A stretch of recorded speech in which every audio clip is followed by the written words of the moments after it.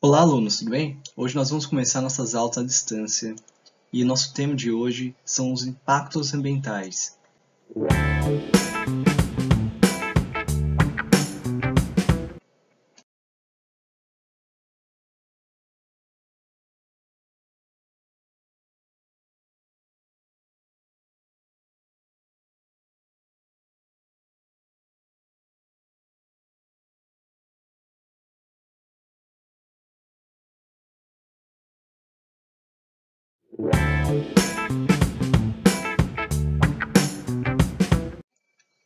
Eu separei para vocês os 10 principais temas sobre impactos ambientais e aqueles que possam surgir também no concurso de vocês.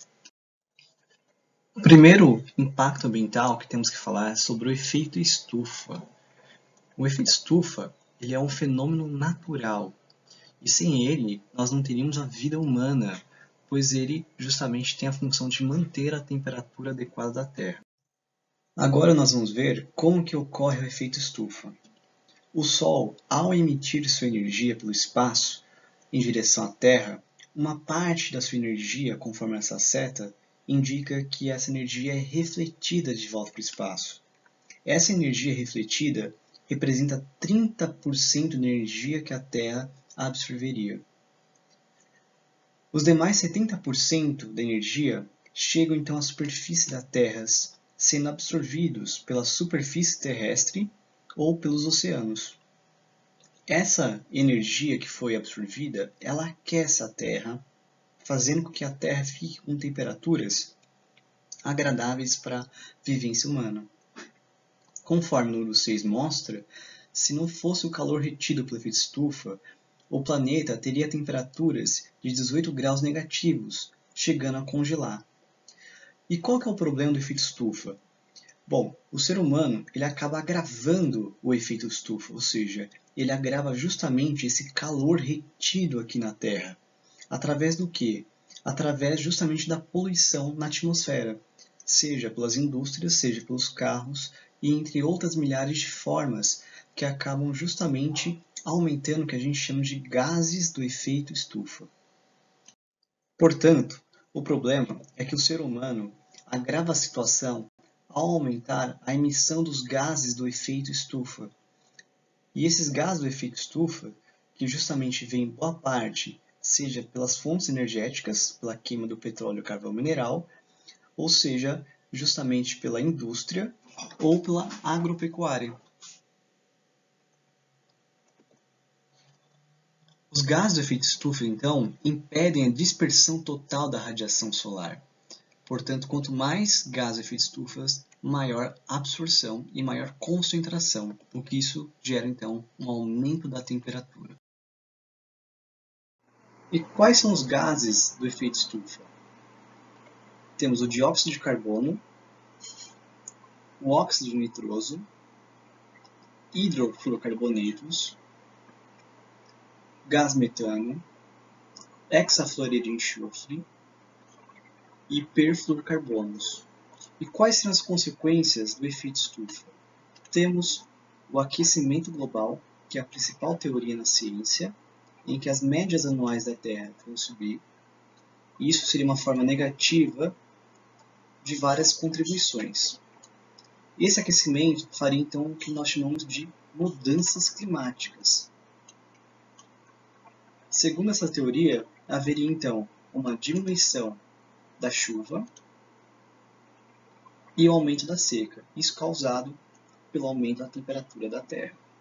Esse processo também provocaria o derretimento das calotas polares e, como consequência, nós teríamos então um aumento do nível do mar que iria inundar justamente as regiões mais baixas. Vamos para o segundo impacto ambiental. Temos aqui o buraco na camada de ozônio. A camada de ozônio tem uma função muito importante para a Terra. Ela tem a função de proteger a Terra dos raios ultravioletas do Sol. Aqui nós temos justamente a camada de ozônio, toda essa parte cinza, e ela está fazendo justamente o processo de proteção. Ela fica na parte da estratosfera da Terra e justamente ela impede que esses raios solares cheguem com muito mais incidências. lembra que justamente nós vimos que o efeito estufa, uma parte daqueles raios solares são voltados para o espaço, é causado justamente por conta dessa camada de ozônio. Então a função dela é extremamente importante.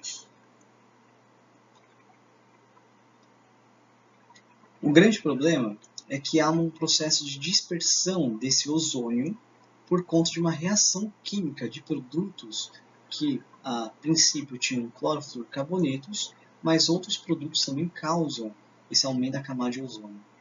E por conta desses produtos, como o aerosol, desodorantes, geladeiras, todos eles continham clorofluorcarbonetos e acabavam então dispersando o ozônio, ou seja, acabavam enfraquecendo essa camada de ozônio. O que muitos criticam cientistas é que de fato não há um buraco na camada de ozônio, mas sim há um enfraquecimento da camada de ozônio. O Protocolo de Montreal, que foi assinado em 1987, ele justamente buscou eliminar na produção industrial essas substâncias que destroem a camada de ozônio. E eles passaram então a proibir essas geladeiras e até desodorantes que continham clorofluorcarboneto. Nesses gráficos é possível perceber a concentração de ozônio.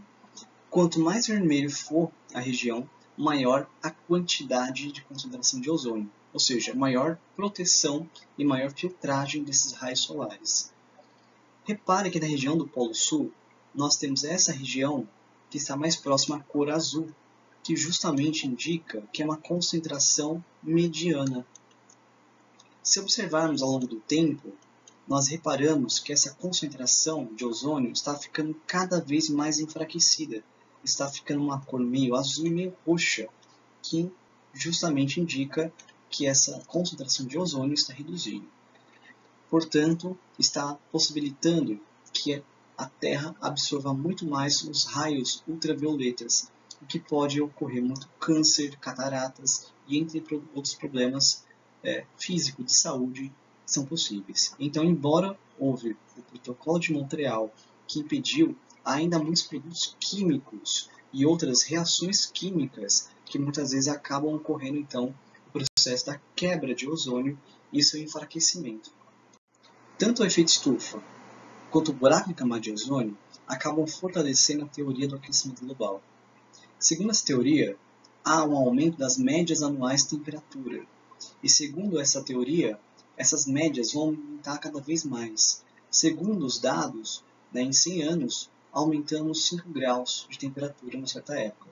Depois, nós diminuímos essa quantidade de tempo e estamos aumentando cada vez mais 5 graus de temperatura. Mas por que isso acontece? Porque justamente há uma maior retenção de calor pelos gases do efeito estufa. Então a proposta desses cientistas, é tentar evitar usar esses gases que aumentam o efeito estufa. Outro ponto problemático é esse buraco na camada de ozônio, que justamente vem aumentando, e isso também vem aumentando a retenção de calor e praticamente geram os mesmos problemas que nós vimos nos demais pontos. Então, um deles é o desmatamento, é a desertificação, quando ocorre o processo em regiões semiáridas, de deflorestamento, que acaba então ocorrendo um aumento de forma genérica do deserto. Então são as regiões que eram regiões possíveis à agricultura, embora tenham um clima meio semiárido, mas agora vão tornar-se mais desertas. Há também a possibilidade justamente do aumento dos ciclones, pois os ciclones precisam justamente ser formados por uma diferença de pressão atmosférica. Com o aumento da temperatura, isso então aumenta a temperatura do mar, isso também aumenta a evaporação, e isso aí acaba então alterando o processo da pressão atmosférica. As tempestades tropicais também vão ocorrer com mais frequências, e justamente as teorias do aquecimento global vêm mostrando justamente o aumento das tempestades tropicais e também de ciclones, que aí vem justamente reforçando a teoria. Outra consequência já abordada é justamente o derretimento das calotas polares, que vão aumentar o nível do mar e vão então inundar as regiões mais baixas. O nosso quarto impacto ambiental são as chuvas ácidas. A chuva ácida ocorre justamente pela queima de combustíveis fósseis, como petróleo e carvão mineral, que vão poluir a atmosfera, e essa emissão desses gases poluentes sofrem reações químicas, que acabam então provocando o que a gente chama de chuvas ácidas. Essas chuvas ácidas podem muito bem fazer com que florestas percam as folhas, como está aqui na imagem, né, que os rios ou lagos estejam contaminados, podem também corroer estátuas e até pinturas de carro, para vocês terem uma ideia. As cidades que concentram indústrias são mais propícias a terem as chuvas ácidas. O nosso quinto impacto ambiental são as ilhas de calor. Ela ocorre por conta de materiais que absorvem mais calor e provocam aumento de temperatura. Elas geralmente aumentam a temperatura porque têm pouco albedo. O albedo é o índice de reflexão de 0 a 1. Quanto mais próximo a 1, mais reflexivo será esse material, portanto, menos absorção ele terá. Os índices que têm próximo a 0, são menos reflexivos, e então eles acabam tendo maior absorção do calor. Quais são esses materiais que acabam tendo maior ou menor reflexão? Os materiais de superfícies brancas, como as nuvens e a neve, refletem uma fração muito alta de radiação. Já os materiais mais escuros, como o asfalto, eles têm um albedo mais baixo e por isso têm maior energia do sol absorvida. Aqui na região de Presidente Prudente, no mapa, mostra justamente que nas áreas de construção das cidades, nas áreas urbanas, é onde concentra essa temperatura. Para você ter uma ideia, essas regiões bem ao centro, eles acabam tendo temperaturas de 4, 6 ou até mesmo 11 graus a mais do que nas regiões periféricas da cidade, que são as áreas verdes. Portanto, a consequência das ilhas de calor é que o centro da cidade ele vai apresentar uma maior temperatura. Já as regiões periféricas ou arborizadas têm temperaturas menores. Aqui na imagem nós vemos justamente que o centro da cidade tem temperatura maior. Já as regiões mais afastadas, mais arborizadas, eles acabam tendo temperaturas bem menores. O nosso sexto impacto é sobre a crescente escassez de água doce, ou seja, sobre a falta, a crescente falta de água disponível para nós seres humanos. Geralmente, a água doce é utilizada em grande quantidade pela irrigação, que é justamente por conta da agricultura, que tem 70% de responsabilidade do uso de água doce. Conforme no vídeo, estamos vendo aqui uma irrigação por aspersão, onde os jatos de água jogam para todo lado a água. Esse é um tipo de irrigação que pode até prejudicar o solo, porque justamente ele encharca o solo, empurra nutrientes e muitas vezes provoca até erosão do solo e até também leva a aumento de agrotóxicos mais para as regiões mais baixas. Outro ponto importante do crescente uso de água doce é a questão da água virtual que nós já falamos, ou chamada pegada hídrica, que é o uso de água direto ou indireto na produção de produtos industrializados ou agrícolas.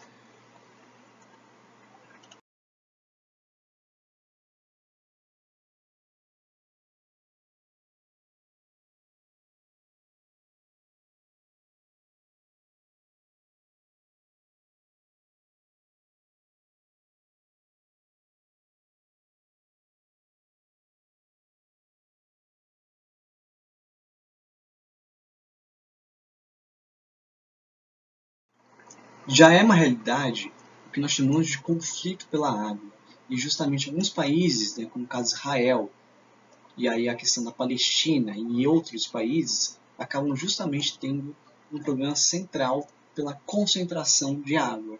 Portanto, em países do Oriente Médio, regiões do Oriente Médio, que são regiões áridas, semiáridas, eles acabam tendo já a sua realidade, o problema pelo conflito pela água, que por um certo tempo, o aumento do aquecimento global, ondas climáticas, certamente isso vai afetar a muitos outros países.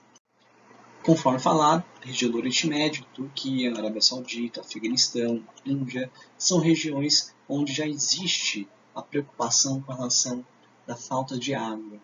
Outras regiões possíveis também englobam outras milhares de regiões por conta, da questão da água, que é um ponto muito importante de entender, que já é uma realidade esses problemas e no futuro só vai mais mostrar essa relação conflituosa. O nosso sétimo impacto, na verdade, é causado por conta do agronegócio, aquele que a gente vê nas propagandas do agro é pop, agro é tech, agro é tudo. Justamente eles têm um aumento também relacionado ao consumo de água. Então, quando a gente utiliza esse termo agro-hidronegócio, é justamente o agronegócio se concentrando, se territorializando em regiões onde tem água doce. E eles utilizam essa água doce para commodities, que vão justamente serem exportadas. E muitas vezes o agronegócio acaba se territorializando num polígono, que justamente acaba pegando regiões do oeste de São Paulo, norte Paraná, sul Mato Grosso do Sul, Goiás. E essa região acaba sendo então palco, de muitas vezes territorialização do agronegócio, que acaba consumindo então a água, que vem da Bacia do Paraná, do Aquífero Guarani e até outras regiões, que estão sendo ocupadas, ou na região Nordeste, no Vale do Rio São Francisco. Como consequência desse avanço do agronegócio, nós temos então justamente a diminuição da água doce disponível, temos a contaminação dos rios, muitas vezes pela exploração que eles fazem, ou seja, também pelos resíduos orgânicos e inorgânicos que eles deixam, assim como o agrotóxico, por exemplo. Além disso, também ocorre o processo de assoreamento, que é quando sedimentos caem no rio. Isso muitas vezes acaba então diminuindo o nível de água e muitas vezes levando até justamente a seca do rio. O nosso oitavo impacto é a inversão térmica. A inversão térmica ocorre naturalmente. O problema é que o ser humano agrava a situação também ao emitir muita poluição. A alta camada de poluição associada ao inverno acaba provocando então mudanças de temperatura do nada e muitas vezes acaba também concentrando nas regiões a poluição nas regiões mais baixas. Como você vê aqui na imagem, a região da inversão térmica, aqui a poluição fica concentrada na parte mais baixa. E isso aumenta então os problemas respiratórios, como rinite, sinusite e outros problemas graves, como asma, entre outros. E como isso ocorre? Isso justamente ocorre por conta que a massa de ar quente, conforme essa imagem esquerda, ele tende a subir. O problema é que muitas vezes a massa de ar quente e a massa de ar fria é impedido de circular, justamente por conta de um ar quente que empurra para baixo. Conforme essa imagem, nós vemos o ar quente descendo e o ar frio tentando subir. Por conta da poluição, ele acaba impedindo praticamente que esse ar frio suba e que o ar quente desça. Conforme vendo na imagem, deixa eu apagar essa parte aqui. Conforme vemos na imagem, justamente estamos vendo um pouco dessa inversão térmica. Se repararmos aqui, essa camada de poluição é por conta que esse ar frio que está aqui com o inverno, no caso essa massa de ar frio, ele justamente tenta subir, levando uma parte dessa poluição, e aí como nós temos uma região tropical muito quente, esse ar quente empurra com pressão atmosférica esse ar para baixo. E aí esse ar frio e esse ar quente consegue sair. Nosso nono impacto é o smog. O smog é uma junção de duas palavras inglesas, fog, que é neblina, e smoke, que é fumaça. Ou seja, seria uma grande neblina com fumaça, e essa fumaça é relacionada à poluição atmosférica.